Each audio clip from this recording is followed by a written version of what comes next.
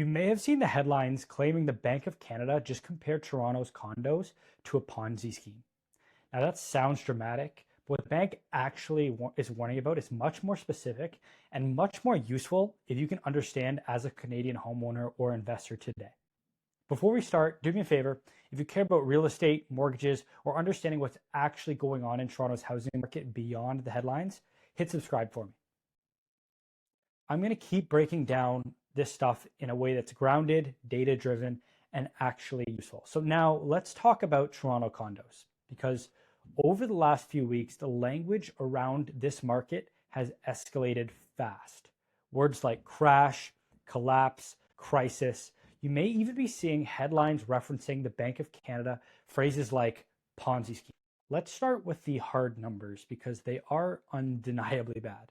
In 2025, new condo sales across the Greater Toronto and Hamilton area fell to just under 1,600 units.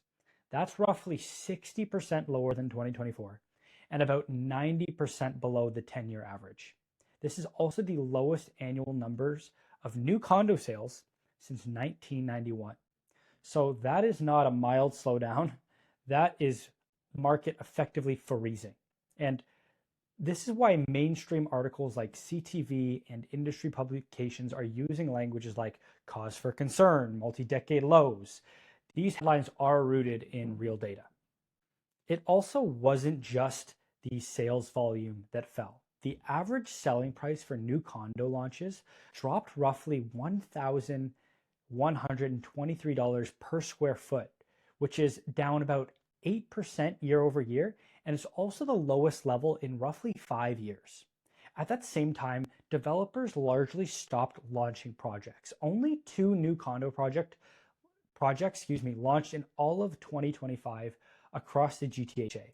To put that in perspective, that's not a slow year, that is a near standstill.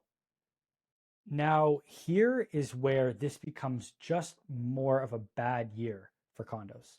For over a decade, condo market wasn't just driven by end users. It was actually primarily driven by investors. These were small units, typically pre-construction purchases and pre-sales years before completion.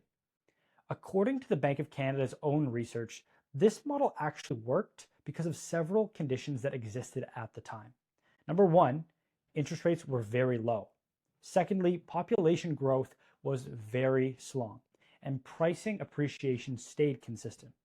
Investors were willing to buy early, often with minimal cash flow, because rising prices and cheap financing made that risk feel manageable. So here's the critical part that most people don't understand. Developers don't just build condos because they feel like it.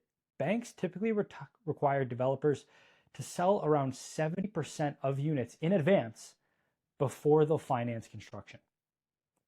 So these pre-sales were largely driven by investors. So as long as investors kept buying early, the system kept moving. So investors bought, developers got financing, the budgets got built. The Bank of Canada didn't literally call this a Ponzi scheme in a legal sense, but what they did point out is that the system relied heavily on new investor and demand to keep finance flowing. And once that demand weakens, the entire structure starts to wobble. So here's what happened. Several things changed all at once, making for essentially a perfect storm. Number one is that interest rates rose sharply. Mortgage payments climbed faster than rents.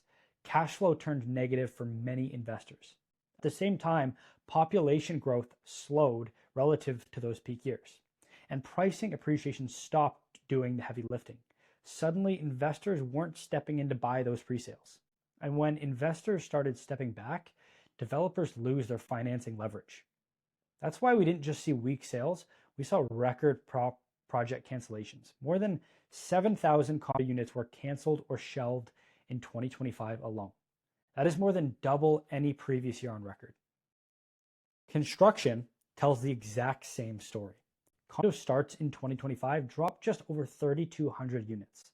That's a 63% decline year over year and a multi-decade low. This matters because it shows that the slowdown isn't just emotional, it's structural. The pipeline itself had been choked off.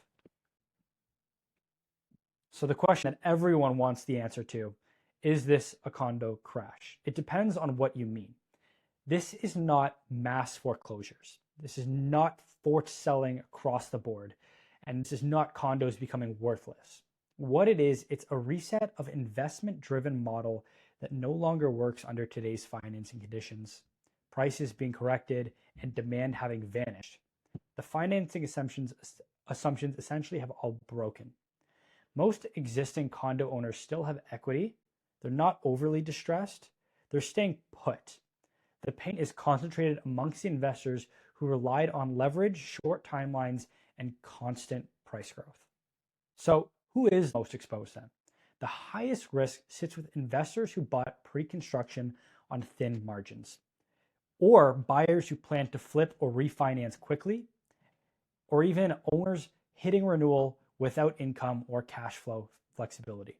On the other side of the scale, the lower risk sits with long-term owners, end users, and borrowers who structured conservatively and can ride out that volatility.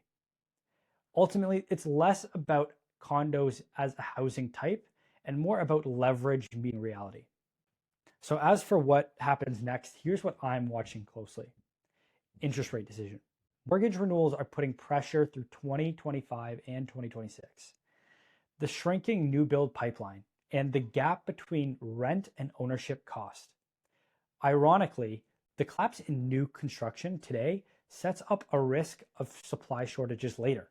Markets overshoot in both directions and typically take a long time to recover. So ultimately, no, Toronto's condo market isn't collapsing and dissolving into nothing, but it is correcting very hard. And the lesson here isn't fear, it's understanding structure, understanding financing, and understanding your timeline. If you want a clear no noise breakdown on this, make sure you're subscribed. I'll keep walking you through what's actually happening and what this means for people making real decisions.